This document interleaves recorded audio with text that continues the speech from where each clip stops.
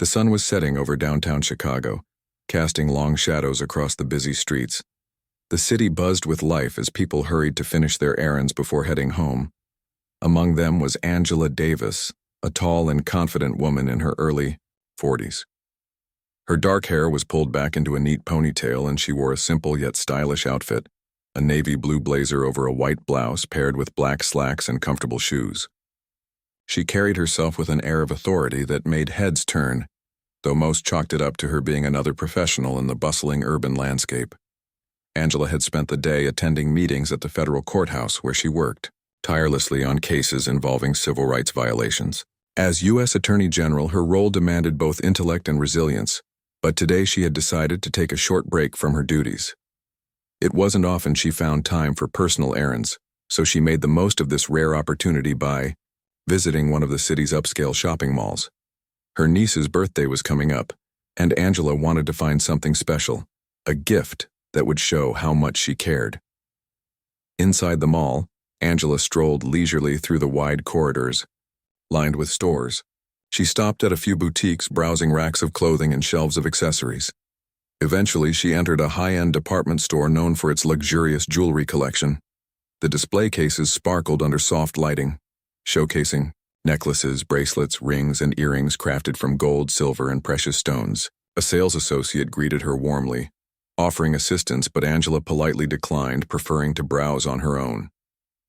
As she moved along the counters, her attention was drawn to a stunning diamond necklace resting on a velvet cushion. Its brilliance caught the light perfectly, making it seem almost magical. Angela leaned closer to examine it, imagining how beautiful it would look on her niece. But after a moment, she shook her head slightly. Though exquisite, the piece was far too expensive, and she didn't want to spoil her niece with extravagance. Instead, she continued exploring the store, searching for something more practical, yet still meaningful. Unbeknownst to Angela, two men were watching her closely. Their names were Carl and Ryan, both off-duty police officers who happened to be shopping in the same store. They weren't there together. They had run into each other by chance, but they quickly struck up a conversation about recent events in their precinct. Both were dressed casually, wearing jeans and hoodies, which allowed them to blend seamlessly into the crowd. However, their eyes betrayed a certain wariness, constantly scanning the area as if expecting trouble. When Angela approached the jewelry counter, Carl nudged Ryan and tilted his head toward her. "See that woman?" he whispered, keeping his voice low. "She's been standing there for a while now." Ryan squinted, sizing her up. "What about her?" "I don't know," Carl replied, shrugging. "Something feels off. Look at the way she's looking at those necklaces." Ryan frowned, observing Angela more intently. "Maybe she's just browsing. People do that, you know." "Yeah, sure," Carl said dismissively. "But have you noticed how she keeps glancing around? Like she's trying to see if anyone's watching her?" Ryan hesitated. He didn't want to jump to conclusions, but Carl's tone carried a weight of certainty that was hard to ignore. Besides, they had seen enough suspicious behavior during their years on the force to recognize patterns, or at least think they did. Without realizing it, their minds filled in gaps with assumptions based on stereotypes rather than facts. "She does kind of stand out," Ryan admitted reluctantly. "Not many black women shop here, especially ones dressed like that." Carl nodded, already convinced of his suspicions. "Exactly. And remember what the manager said earlier about someone acting weird near the jewelry section? This could be our chance to catch whoever it is." Without another word, the two men began following Angela discreetly. They stayed a safe distance behind her, pretending to browse items they had no interest in. When Angela finally walked away from the jewelry counter, apparently deciding against making a purchase, Carl and Ryan exchanged smug glances. To them, her departure only confirmed their suspicions. They waited until she reached the exit before stepping forward to confront her. As Angela pushed open the glass doors leading outside, Carl called out sharply, "Hey, hold it right there." Startled, Angela turned around to face him. Her expression shifted from confusion to concern as she saw the two men approaching her, with determined strides. "Is there a problem?" she asked calmly, meeting their gazes directly. "There sure is," Carl snapped, planting himself squarely in front of her. His tone was accusatory, dripping with hostility. "We need to talk to you about the necklace you just stole." Angela blinked, taken aback by the accusation. "I'm sorry, but I think there's been some kind of mistake. I didn't steal anything." "Oh, really?" Ryan chimed in, crossing his arms over his chest. "Then why were you hanging around the jewelry counter for so long? You expect us to believe you weren't up to something?" Angela took a deep breath, maintaining her composure despite the escalating tension. "I was simply browsing. If you must know, I considered buying a necklace as a gift, but I decided against it because it was too expensive. That's all." Carl sneered, clearly unconvinced.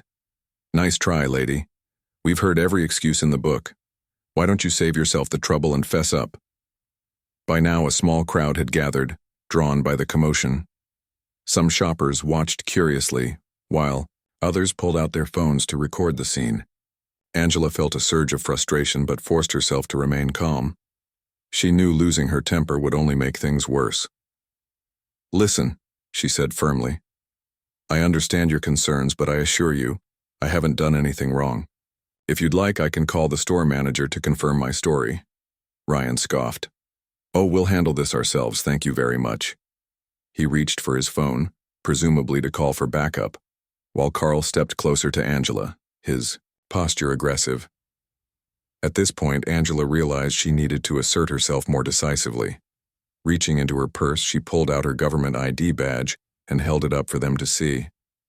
"Do you know who I am?" she asked, her voice steady and commanding.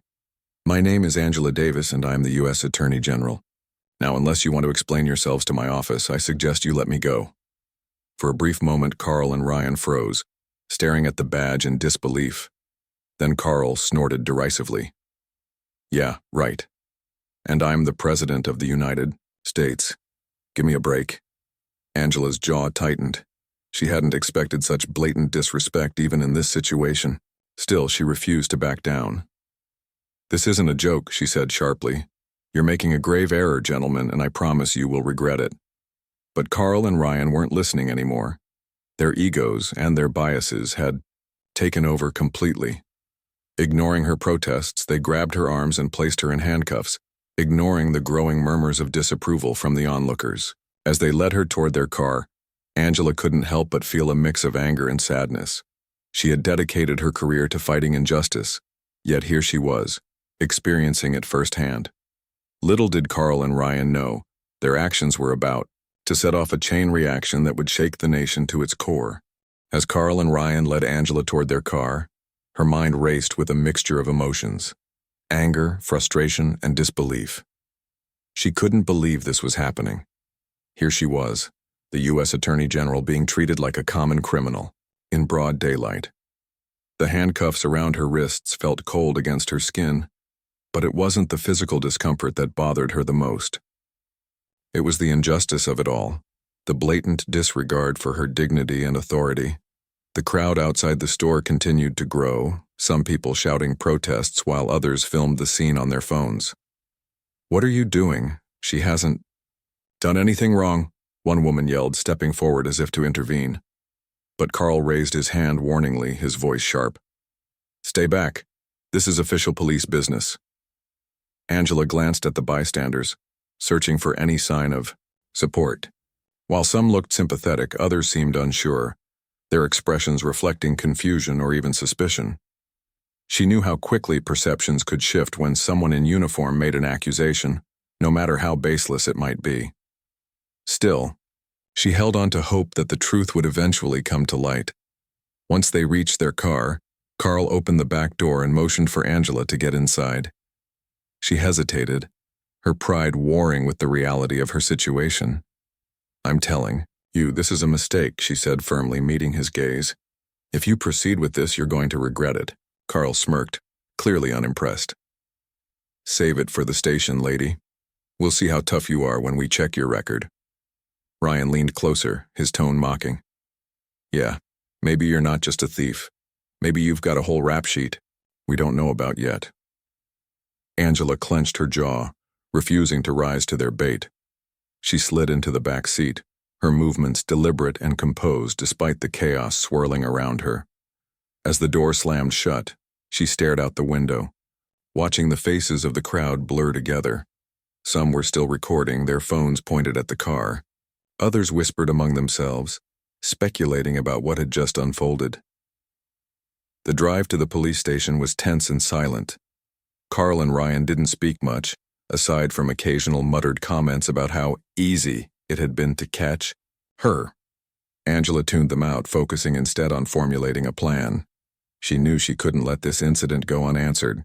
Not only was it a personal affront, but it also highlighted a broader issue, one she had spent years fighting against: systemic racism within law enforcement.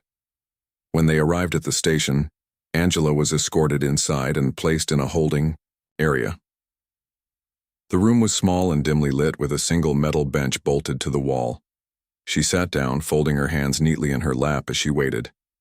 Despite the circumstances, she maintained an air of calm determination. Her thoughts drifted to Marcus, her husband, wondering how he would react when he heard about this. He'd always been her rock, offering unwavering support whenever life threw challenges her way. She hoped he wouldn't worry too much once news of her arrest spread. Meanwhile, back at the mall, the crowd began dispersing slowly, though the tension lingered in the air. Videos of Angela's arrest were already circulating online, sparking heated debates across social media platforms. People who had witnessed the event firsthand shared their accounts, describing how unfairly she had been treated. Hashtags like "Justice for Angela" started trending almost immediately, drawing attention from activists, journalists, and ordinary citizens alike. One of the shoppers who had recorded the incident, a young woman named Lisa, uploaded her video to Twitter with a caption, "This is what happens when racial bias meets unchecked power. Shame on these officers for treating a respected public figure like a criminal." Within minutes, the post went viral, garnering thousands of likes, retweets, and comments. As outrage grew, so did calls for accountability. Prominent civil rights organizations issued statements condemning the officers' actions, demanding a thorough investigation into the incident. Even some politicians weighed in, expressing shock and disappointment over the treatment of a high-ranking government official. The story dominated headlines, turning what should have been a routine shopping trip into a national scandal. Back at the police station, Angela remained unaware of the growing storm outside. Hours passed before anyone came to question her. When a detective finally entered the holding area, he introduced himself as Officer Grayson.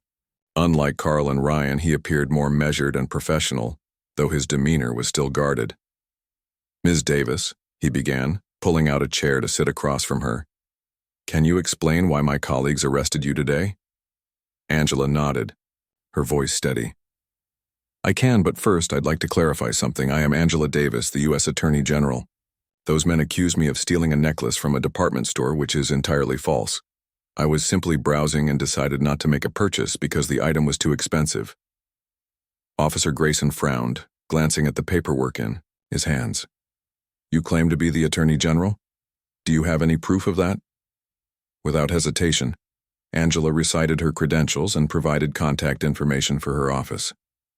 "Call them," she urged. "They'll confirm who I am." Grayson hesitated, clearly uneasy. Something about Angela's poise and confidence made him doubt the initial report. After a moment, he stood up. "I'll look into this further. Please wait here." It wasn't long before higher-ups at the Department of Justice were alerted to Angela's arrest. Her assistant, Maya, received frantic calls from concerned citizens who had seen the videos online. Realizing the gravity of the situation, Maya immediately contacted senior officials within the DOJ, including Angela's chief of staff, David. Together, they sprang into action, coordinating efforts to secure her release. By late evening, Angela was finally freed after hours of detention. As she stepped out of the station, flanked by DOJ representatives, cameras flashed and reporters shouted questions from behind barricades. Angela paused briefly, addressing the crowd with a brief statement. "Today, I experienced firsthand the kind of discrimination and prejudice that far too many Americans face daily. This cannot continue. We must hold those responsible accountable and work toward meaningful change. Her words resonated deeply, earning applause from supporters and reinforcing her reputation as a champion of justice. Though exhausted, Angela felt a renewed sense of purpose. She knew this incident wasn't just about her, it was about every person who had ever been wrongfully accused because of the color of their skin. That night, Angela returned home to find Marcus waiting for her. His face softened with relief as he pulled her into a tight embrace. "Are you okay?" he asked softly, his voice tinged with concern. "I'm fine," Angela replied, though her eyes betrayed the emotional toll of the day. "But this isn't over, not by a long shot." Marcus nodded, understanding the weight of her words. "Then we'll fight this together, whatever it takes." As they sat down to discuss next steps, Angela reflected on the events of the day. She realized that while the ordeal had been painful, it had also given her a unique opportunity to shine a spotlight on the very issues she had dedicated her career to addressing. With determination burning in her heart, she vowed to turn this injustice into a catalyst for change, ensuring that no one else would have to endure what she had faced. The morning after Angela's arrest, the story dominated every news outlet in the country. Television anchors discussed it during breakfast shows, talk radio hosts debated its implications, and newspapers splashed photos of Angela being led away in handcuffs across their front pages. Social media was ablaze with reactions, as hashtags like #CastJusticeForAngela trended not only in the United States, but also internationally. People from all walks of life weighed in, sharing their thoughts, frustrations, and calls for accountability. For Angela, the day began early. She woke up feeling a mix of emotions: anger over what had happened, determination to seek justice, and sadness about the broader societal issues her ordeal had exposed. Marcus brought her a cup of coffee as she sat at the kitchen table, scrolling through her phone to read the latest updates. The outpouring of support was overwhelming, but so was the sheer volume of vitriol directed at Carl, Ryan, and the police department. Some comments called for immediate firings while others demanded criminal charges. Angela sighed, setting her phone down. "We can't let this spiral into chaos," she said to Marcus, her voice firm but weary. "Yes, those officers need to be held accountable, but we also have to use this moment to push for real change." Marcus nodded, understanding her perspective. "So, what's the plan?" Angela leaned back in her chair, thinking carefully. "First, I'll file a lawsuit against them, not just for me, but to set an example. Second, I'll work with lawmakers and advocacy groups to propose reforms that address racial profiling and police misconduct. This isn't just about me. It's about everyone who's ever been treated unfairly because of their race." By mid-morning, Angela was seated in her home office, surrounded by legal documents and notes. Her trusted colleague, Lisa Thompson, had arrived to help strategize. Lisa was a sharp and dedicated attorney who had worked closely with Angela on numerous civil rights cases. Together, they reviewed video footage of the arrest, witness statements, and reports filed by the officers involved. Every detail mattered if they were going to build a strong case. "This is clear-cut discrimination," Lisa said, shaking her head as she watched one of the videos. "Their behavior speaks for itself. They didn't even bother to verify your identity before escalating things." Angela nodded grimly. "That's exactly why this needs to go to court. It's not enough to fire them or suspend them. We need to expose the systemic problems that allowed this to happen in the first place." With Lisa's guidance, Angela drafted a comprehensive lawsuit naming Carl, Ryan, and the responding officers as defendants. The suit accused them of false imprisonment, malicious prosecution, and violating her civil rights under color of law. Additionally, it sought damages for emotional distress and reputational harm caused by the incident. Once finalized, the complaint was filed in federal court, ensuring maximum visibility and impact. As the legal process got underway, public pressure continued to mount. Protesters gathered outside the Chicago Police Department headquarters, holding signs that read, "End racial profiling" and "Accountability now." Community leaders organized rallies and town halls to discuss policing reform, inviting Angela to speak whenever possible. Though still processing the events of the previous day, she agreed to participate, knowing her voice could amplify the message. One such event took place in a park near downtown Chicago. Hundreds of people turned out, filling the space with energy and resolve. When Angela stepped onto the makeshift stage, the crowd erupted into applause. She raised a hand to quiet them, her expression serious, yet hopeful. "Thank you for standing with me today," she began, her voice carrying clearly over the microphone. "What happened to me was wrong, but it wasn't unique. Far too many black men and women have faced similar treatment, or worse, at the hands of law enforcement. We cannot ignore this any longer." She paused, letting her words sink in. "This isn't just about punishing those responsible. It's about creating a system where no one has to fear being treated differently because of the color of their skin. That means better training for officers, stricter oversight, and consequences for misconduct. But most importantly, it means changing the culture that allows these biases to persist." Her speech resonated deeply, earning cheers and chants of agreement from the audience. Afterward, several reporters approached her for interviews, eager to capture her thoughts on camera.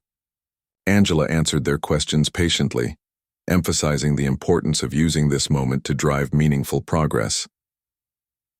Back at home, Angela spent hours poring over drafts of proposed legislation aimed at addressing racial bias in policing. With input from Lisa and other experts, she crafted measures designed to increase transparency, improve accountability, and foster trust between communities and law enforcement. One key provision required body cameras for all officers, along with strict guidelines for when they must be activated. Another mandated regular anti-bias training sessions, with independent monitors evaluating their effectiveness. While Angela worked tirelessly behind the scenes, the controversy surrounding her arrest continued to unfold publicly. Carl and Ryan found themselves at the center of a media firestorm. Their names and faces appeared everywhere, accompanied by harsh criticism and calls for their dismissal. Friends and family distanced themselves, embarrassed by the association. Meanwhile, internal investigations were launched within the police department to determine whether disciplinary action was warranted. Despite the backlash, Carl and Ryan remained defiant. In interviews with sympathetic outlets, they doubled down on their version of events, claiming they had acted appropriately based on the information available to them at the time. "We weren't targeting her because of her race," Carl insisted, during one televised appearance. "We saw suspicious behavior and responded accordingly. That's our job." Their defense fell flat with many viewers, especially after leaked audio revealed derogatory remarks they had made during the arrest. In the recording, Ryan could be heard muttering, "She thinks she's better than us just because she dresses fancy." Such comments only fueled public outrage, further damaging their credibility. As weeks passed, Angela's lawsuit moved forward, with pre-trial hearings scheduled to begin soon. Legal experts predicted a favorable outcome for her, given the overwhelming evidence of misconduct. Yet Angela knew the courtroom battle would be just one part of a much larger fight. True justice wouldn't come from a single verdict. It would require sustained effort and collaboration across multiple fronts. Late one evening, as Angela prepared for bed, Marcus joined her in the bedroom. He watched her carefully, noting the exhaustion etched on her face. "You've done so much already," he said gently. "Don't forget to take care of yourself too." Angela smiled faintly, appreciating his concern. "I know, but there's still so much more to do." "I can't." "Stop now," Marcus nodded, wrapping an arm around her shoulders. "Then we'll keep fighting together, whatever it takes." In that moment, Angela felt a renewed sense of purpose. Though the road ahead would undoubtedly be challenging, she was determined to turn this painful experience into a force for good. By shining a light on the injustices embedded within the system, she hoped to inspire lasting change, not just for herself, but for generations to come. The courtroom was packed on the morning of the pretrial hearing. Reporters jostled for seats in the gallery, their cameras clicking incessantly as Angela Davis walked in, flanked by her legal team. She wore a simple yet elegant navy blue suit, her posture upright and confident despite the weight of the moment. The air buzzed with anticipation. This case had captured national attention, and everyone wanted to see how it would unfold.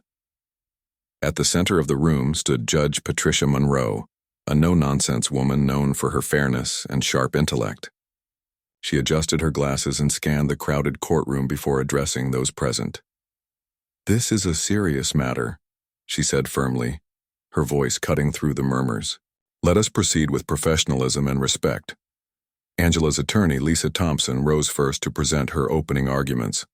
With calm precision, she outlined the case against Carl, Ryan, and the responding officers. "Your Honor," Lisa began, "what we have here is not just an isolated incident of misconduct. It is a textbook example of racial profiling and abuse of power. These officers falsely accused my client, a highly respected public official, of theft based solely on prejudice and assumption.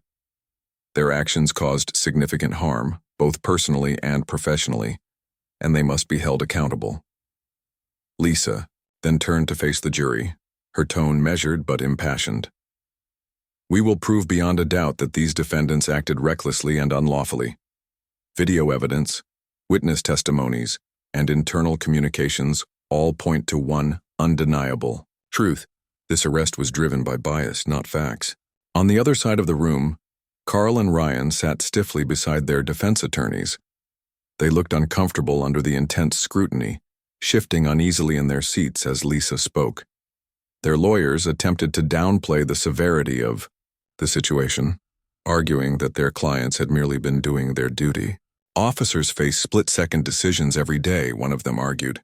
"They relied on observable behavior and followed standard protocol. Any errors made were unintentional and should not result in punitive measures." But Lisa wasn't swayed. As the hearing progressed, she methodically dismantled the defense's claims, presenting a mountain of evidence that painted a damning picture of Carl and Ryan's actions. Surveillance footage from the department store showed Angela calmly browsing jewelry counters, making no attempt to conceal or steal anything. Witness statements corroborated her version of events, describing her demeanor as polite and unhurried. Most damning of all were the leaked audio recordings capturing derogatory remarks made during her arrest. When cross-examination began, tensions escalated quickly. Lisa grilled Carl and Ryan relentlessly, forcing them to justify their decisions, step by step. At one point, she held up Angela's government ID badge, which had been confiscated during the arrest. "You claim you didn't believe this was genuine," Lisa said, her voice laced with skepticism. "Did you even try to verify it, or did you dismiss it outright because of who she is?" Carl hesitated, visibly uncomfortable. I thought it might be fake," he stammered. "People forge IDs all the time." "And what about the fact that she told you she was the U.S. Attorney General?" Lisa pressed. "Did that not raise any red flags? Did it not occur to you to double-check before escalating the situation?" Ryan chimed in defensively, trying to deflect blame. "We weren't sure if she was telling the truth. For all we knew, she could have been lying to get out of trouble." Lisa raised an eyebrow, unimpressed. "So instead of verifying her identity, you chose to handcuff her, humiliate her in front of dozens of witnesses, and detain her for hours without cause. Is that correct?" The courtroom fell silent as the implications of his admission sank in. Even some members of the jury exchanged uneasy glances, clearly troubled by the officer's lack of accountability. Angela sat quietly throughout the proceedings, her expression unreadable. Though she remained composed, the emotional toll of reliving the incident was evident in the subtle tightening of her jaw and the occasional glance at Marcus, who sat in the front row offering silent support. As the days went on, more witnesses took the stand, including store employees and bystanders who had recorded the arrest. One particularly compelling testimony came from Lisa, the young woman whose viral video had sparked widespread outrage. She recounted how Carl and Ryan had ignored Angela's repeated explanations and refused to listen when she presented her credentials. "It felt like they weren't interested in the truth," Lisa testified. "They had already decided she was guilty, no matter what she said." Her words resonated deeply with the jury, many of whom nodded along sympathetically. Public opinion outside the courtroom continued to sway heavily in Angela's favor, with protests demanding justice growing larger each day. Activists carried signs bearing slogans like "Believe Black Women" and "Bias has no place in blue." Social media campaigns urged supporters to contact local representatives and demand sweeping reforms in law enforcement practices. Back inside the courtroom, the defense struggled to regain footing, their attempts to portray Carl and Ryan as well-meaning. But misguided officers fell flat in light of the overwhelming evidence against them. By the end of the week, it was clear that the tide had turned decisively in Angela's favor. Outside the courthouse, reporters eagerly awaited updates after each session. Angela addressed them briefly on several occasions, using the platform to emphasize the broader implications of the case. "This isn't just about me," she reminded the crowd gathered on the steps. "It's about ensuring that everyone, regardless of race, gender, or background, is treated fairly and with dignity. That starts with holding individuals accountable when they fail to uphold those principles." Her comments struck a chord with many, reinforcing her reputation as a leader committed to justice. Behind the scenes, Angela worked tirelessly to channel the momentum generated by the trial into tangible change. She collaborated with lawmakers to draft comprehensive reform bills targeting systemic issues within policing. Key provisions included mandatory de-escalation training, stricter penalties for racial profiling, and the establishment of independent oversight boards to investigate misconduct allegations. Meanwhile, Carl and Ryan grew increasingly isolated as public sentiment turned against them. Former colleagues distanced themselves, fearing association with the scandal. Friends stopped returning their calls, and family members expressed disappointment in their behavior. The stress took a visible toll. Both men appeared haggard and defensive whenever they appeared in court, their confidence eroded by mounting pressure. By the time closing arguments arrived, the outcome seemed inevitable.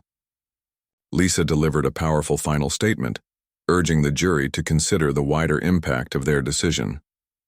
"This case is about more than one wrongful arrest," she declared.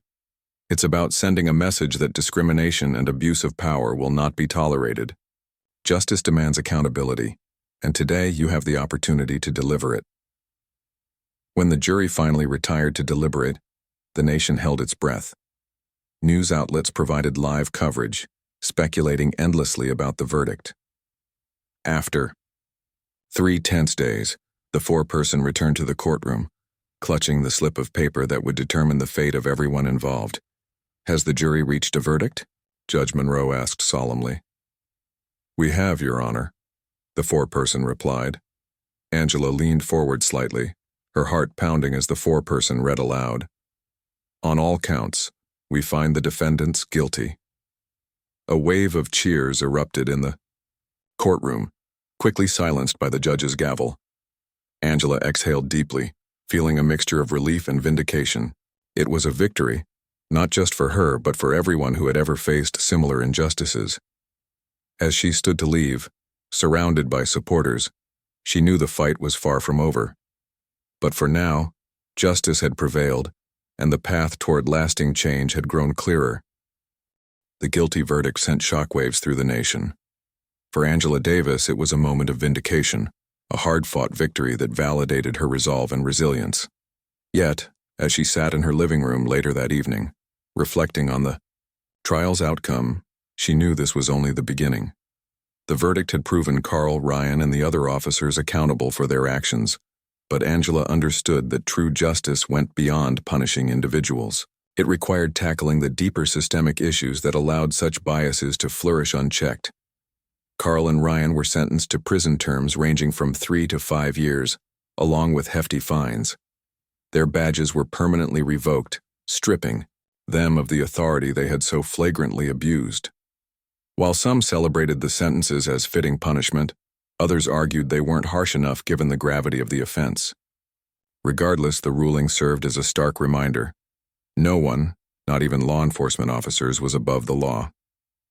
In the days following the verdict, public attention shifted toward broader discussions about policing reform. Activists seized the opportunity to amplify their calls for change, organizing rallies, town halls, and educational campaigns across the country. Angela became a central figure in these efforts, using her platform as U.S. Attorney General to advocate for meaningful solutions. Her speeches resonated deeply, blending personal experience with policy expertise to drive home the urgency of reform. One afternoon, Angela stood before a packed auditorium at a community center in Chicago. The room buzzed with energy as people filled every seat, eager to hear what she had to say. She began by acknowledging the emotions still raw from the trial. "What happened to me should never have occurred," she said, her voice steady yet warm. "But instead of letting anger consume us, let's channel it into action. Let's work together to create a better future, one where everyone is treated fairly and with respect." She outlined several key priorities for reform, starting with increased accountability. "We need independent oversight boards to investigate complaints against police officers," she explained. "These boards must have the power to conduct thorough reviews and recommend disciplinary actions when necessary. Transparency is critical if we want to rebuild trust between communities and law enforcement." Angela also emphasized the importance of training. "Every officer should undergo regular anti-bias and de-escalation training," she continued. "This isn't about pointing fingers. It's about equipping officers with the tools they need to serve effectively and compassionately. When someone feels heard and respected during an interaction with law enforcement, it makes all the difference." Her words struck a chord with the audience, many of whom nodded in agreement or jotted down notes. Afterward, dozens of attendees lined up to speak with her personally, sharing their own stories of discrimination and offering suggestions for improvement. Angela listened intently, grateful for the chance to connect directly with those most affected by systemic injustice. Behind the scenes, Angela collaborated closely with lawmakers to draft comprehensive reform legislation. Working alongside Lisa Thompson and a team of legal experts, she crafted bills addressing everything from racial profiling to qualified immunity, the legal doctrine often shielding officers from liability in misconduct cases. One particularly ambitious proposal sought to establish a national database tracking incidents of police misconduct, ensuring that problematic officers couldn't simply move to another department after being fired.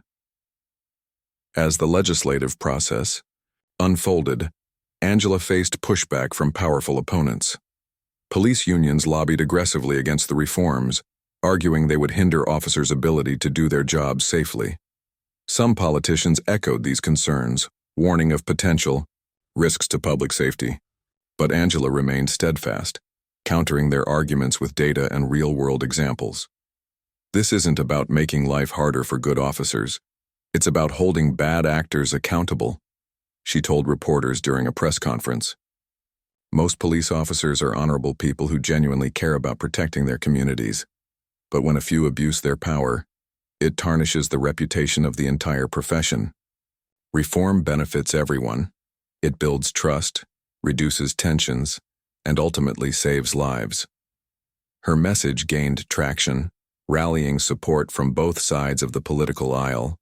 Lawmakers introduced bipartisan bills inspired by Angela's proposals, signaling a rare moment of unity amid divisive times. Meanwhile, grassroots organizations mobilized voters, urging them to contact representatives and demand swift passage of the reforms. Amidst the whirlwind of activity, Angela found solace in small moments with Marcus. They spent evenings discussing the progress of the movement, strategizing next steps, and reflecting on the challenges ahead. Though proud of how far they'd come, Marcus reminded Angela to take care of herself. "You're carrying so much weight on your shoulders," he said one night over dinner. "Don't forget to rest. You can't pour from an empty cup." Angela smiled, appreciating his concern. "I know, and I'm trying. But there's still so much work to do." Marcus nodded, understanding her drive. "Then let's tackle it, together, step by step." Encouraged by his unwavering support, Angela pressed forward, determined to see the reforms through. She traveled extensively, meeting with community leaders, activists, and policymakers to build consensus and momentum. In Washington, D.C., she testified before Congress, delivering a stirring speech that brought some lawmakers to tears. "Change doesn't happen overnight," she concluded. But if we commit ourselves to this cause, if we refuse to settle for anything less than fairness and equality, then we can transform our society for the better. Her advocacy inspired countless others to join the fight. High school students organized walkouts to protest racial injustice, while college campuses hosted teach-ins about systemic racism. Artists created murals honoring victims of police brutality, turning city walls into canvases of hope and resistance. Even corporations took notice, pledging funds to support organizations working toward equity and inclusion. Back in Chicago, Angela launched a new initiative called Justice Without Prejudice. Funded by donations and grants, the program provided resources and training to underserved communities affected by discriminatory policing. Workshops focused on teaching residents how to document interactions with law enforcement, file complaints, and advocate for their rights. Legal clinics offered free assistance to individuals seeking redress for civil rights violations. The initiative quickly gained traction, earning praise from advocates nationwide.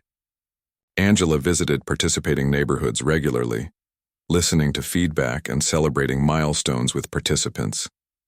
At one event, a young mother approached her with tears in her eyes. "Thank you for not giving up," the woman said softly. "Because of you, my son knows he matters."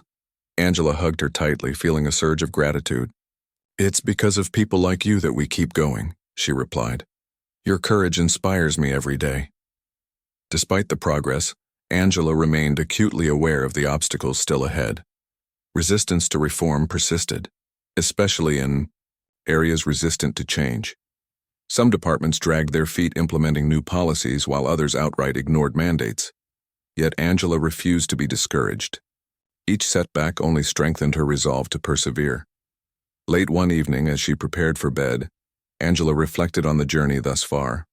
From the humiliation of her arrest to the triumph of the guilty verdict, she had weathered storms she never imagined facing. But through it all, she had stayed true to her mission, to fight for justice, not just for herself, but for everyone who deserved to live without fear of prejudice or mistreatment. As Marcus joined her in the bedroom, he kissed her forehead gently. "You've done incredible things," he murmured. "And there's more to come." Angela nodded, her heart swelling with determination. "Yes, there is. Tomorrow we'll keep moving forward, together."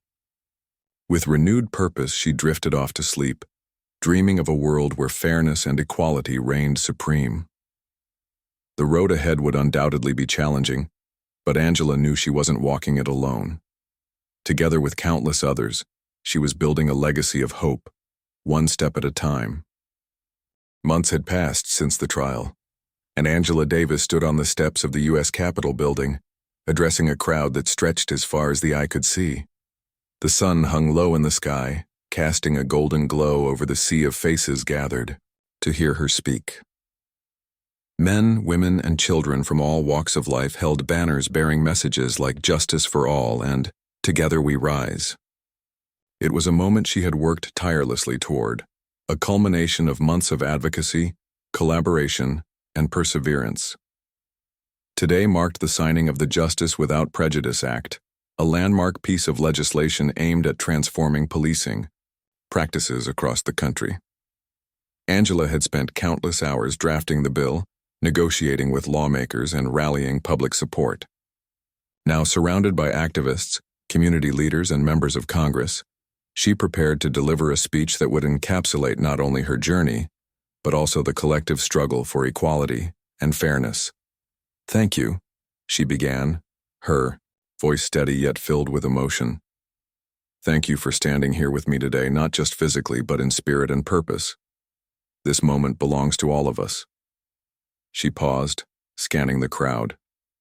Her eyes met those of Lisa Thompson, who stood nearby with tears glistening in her eyes. Marcus gave her a proud nod from the front row, his presence grounding her as it always did. Angela took a deep breath before continuing. "What we celebrate today is more than a law. It's a promise that our nation will strive to treat every individual with dignity and respect, regardless of their race, gender, or background. This victory didn't come easily. It required courage, sacrifice, and an unshakable belief that change is possible." Her words echoed across the plaza, drawing murmurs of agreement from the audience. She recounted the events that had led them to this point, the arrest that had shaken her to her core, the trial that had exposed systemic flaws, and the movement that had grown from shared outrage and hope. Each step had been painful, yet transformative, forcing her to confront uncomfortable truths about society, while inspiring others to do the same. But let me be clear, Angela added, her tone firm. This is not the end of our fight. Passing laws is important, but they mean nothing without enforcement and accountability. We must remain vigilant. We must hold institutions, and ourselves, to the highest standards, and we must never stop demanding better. The crowd erupted into applause, cheering loudly as Angela stepped back momentarily to allow President Emily Carter to approach the podium. The president smiled warmly, shaking Angela's hand before turning to address the gathering. Attorney, General Davis has shown us what leadership truly looks like, President Carter said, her voice resonating through the speakers. She turned a deeply personal injustice into a catalyst for progress. Thanks to her determination and the tireless efforts of so many advocates, we now have tools to create a fairer, safer future for everyone. With that, the president signed the bill into law using multiple pens to commemorate the occasion. As cameras flashed and cheers erupted, Angela felt a wave of gratitude wash over her. This achievement wasn't hers alone. It belonged to everyone who had marched, protested, donated, and spoken out against inequality. Together, they had pushed open a door that had long been closed. In the weeks that followed, Angela traveled extensively to promote the new reforms.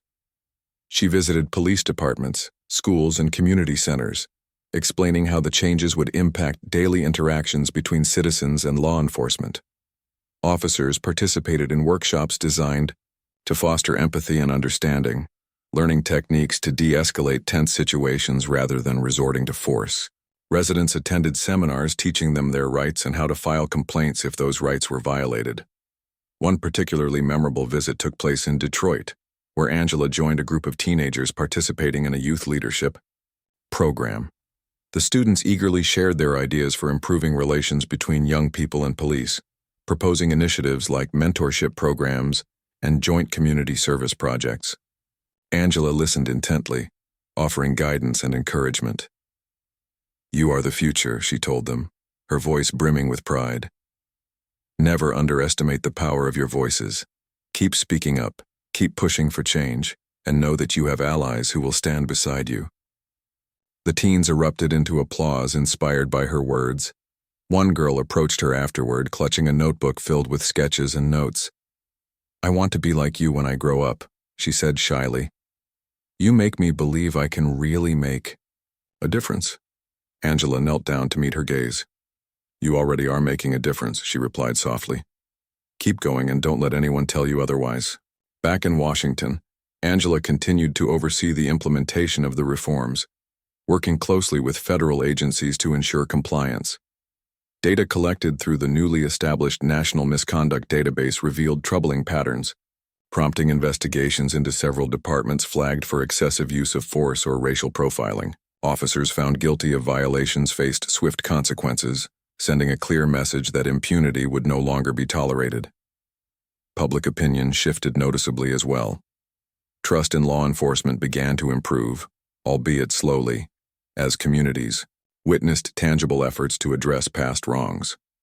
Polls showed growing support for reform measures, even among groups initially skeptical of change. Media coverage highlighted success stories, officers partnering with residents to clean up neighborhoods, schools hosting dialogues between students and police chiefs, and families finding closure after years of seeking justice. Yet Angela knew the work was far from finished. Resistance lingered in certain corners, with some officials dragging their feet or outright opposing the reforms. Activists reported instances of retaliation against whistleblowers within police ranks, underscoring the need for continued vigilance. But Angela refused to let setbacks deter her. Every challenge only reinforced her commitment to the cause. Late one evening, as she sat in her office reviewing reports, Marcus entered quietly, carrying 2 cups of tea. He set one down beside her and pulled up a chair. "Still burning the midnight oil?" he asked with a smile. Angela chuckled, leaning back in her seat. "Old habits die hard," she admitted. "There's always more to do." Marcus nodded, sipping his tea thoughtfully. "You've accomplished so much already. Doesn't it feel good to look back and see how far we've come?" "It does," Angela agreed, her expression softening. "But I also think about how much farther we need to go. There are still people out there who don't feel safe, who don't feel seen or heard. Until that changes, my job isn't done." Marcus reached over, placing a reassuring hand on hers. "And that's why you're extraordinary. You won't rest until the world catches up to your vision." Angela smiled, feeling a surge of love and gratitude. "It's not just my vision. It's ours. Yours, mine, and everyone who believes in a better tomorrow." As the days turned into months, Angela's legacy grew. Schools named scholarships after her, recognizing students committed to social justice. Museums featured exhibits documenting her role in reshaping American policing. Books and documentaries chronicled her journey, inspiring countless individuals to take action in their own communities. But perhaps her greatest reward came in quieter moments, when a stranger approached her at the grocery store to thank her for fighting for their family, or when a young activist emailed her seeking advice on organizing a protest. These interactions reminded her why she had chosen this path in the first place, to make a difference, however small, in the lives of others. Years later, as Angela reflected on her career during a retirement ceremony, she realized something profound. The title of U.S. Attorney General had been an honor, but it was the battles she'd fought outside the courtroom that defined her legacy. By turning a personal injustice into a national reckoning, she had sparked a movement that transcended politics and generations. Standing before a crowd once again, this time filled with friends, colleagues, and admirers, Angela delivered her final remarks as a public servant. "Change doesn't happen overnight," she said, her voice steady and heartfelt. "It requires patience, persistence, and faith in humanity. But if we dare to dream of a better world, and if we work together to build it, then anything is possible." The audience erupted into applause, rising to their feet in a standing ovation. Tears streamed down Angela's face as she embraced Marcus, overwhelmed by the love and gratitude surrounding her. Though her formal duties were ending, she knew her mission would live on, in the hearts of those she had inspired and the systems she had helped transform. As fireworks lit up the night sky, Angela stepped back, content in the knowledge that she had left the world a little brighter than she had found it. The road ahead would undoubtedly present new challenges, but she trusted that the seeds of justice she had planted would continue to grow, nurtured by the hands of those who believed in a fairer, kinder future.